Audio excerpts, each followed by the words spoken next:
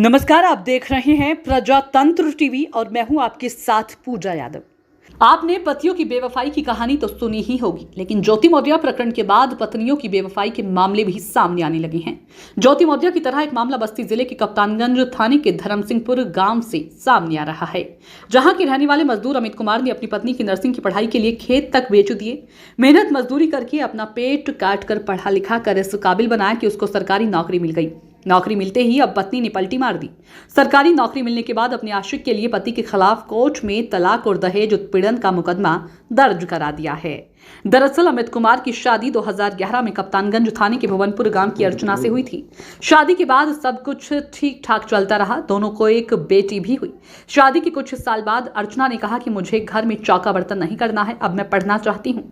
पति की माली हालत ठीक नहीं थी, बावजूद इसके उसने अपनी पत्नी का मान सम्मान रखा और अपने हिस्से की जमीन को बेचकर राज नर्सिंग पैरामेडिकल कॉलेज गोरखपुर में एडमिशन कराया। एडमिशन के बाद अर्चना नर्सिंग का कोर्स करने लगी। पति ने बकायदा अपनी पत्नी का एडमिशन कराया, हॉस्टल में रूम अलॉट कराया और पढ़ने लिखने खाने पीने का पूरा खर्च भेजता रहा। पति का आरोप है कि पढ़ाई के दौरान उसकी पत्नी को स्कूल प्रबंधक के भांजे ने अपने प्यार के जाल में फंसा लिया। जब भी वह अपनी पत्नी से मिलने जाता था तो धनंजय मिश्रा घर पर मिलता था। जब पत्नी से इसके बारे में बात की तो कहा कि वो उसका दोस्त है। नर्सिंग का कोर्स पूरा होने के बाद अर्चना की पोस्टिंग श्रावस्ती जिले के संयुक्त चिकित्सालय भिंगा में हो गई है। पति जब भी अपनी पत्नी से मिलने आवास पर जाता था तो घर पर धनंजय मिश्रा ही मिलता था। मैं बहुत परेशान हूँ। मेरी शादी 29/5/2011 को अर्चना पुत्री लवकुश प्रसाद ग्राम भुवनपुर थाना कप्तानगंज के साथ हुई थी। विवाह के उपरांत मेरी पत्नी ने कहा मुझे नर्सिंग का कोर्स करना है, तो मैंने कहा अभी स्थिति ठीक नहीं है, पैसे की बहुत समस्या है।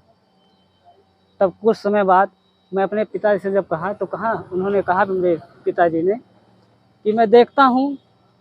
तो उन्होंने कुछ पैसे इकट्ठा किए कर्जा वर्जा लेकर, तब जाके Raj nursing paramedical college Gorakhpur में एडमिशन दिला दिया मेरी पत्नी को। वो वहीं पर हॉस्टल में भी रहती थी और एडमिशन शुरू हुआ तो वहीं पर एक मिश्रा जी थे, उनके संपर्क में आ चुकी थी। कुछ समय बाद पता चला तो ये कहने लगी मेरे मित्र हैं और आए दिन फ़ोन से बात भी करती थी। और स्थिति सर बहुत ख़राब हो चुकी है मेरी और मुझे समझ में नहीं आ रहा था मैं क्या करूं।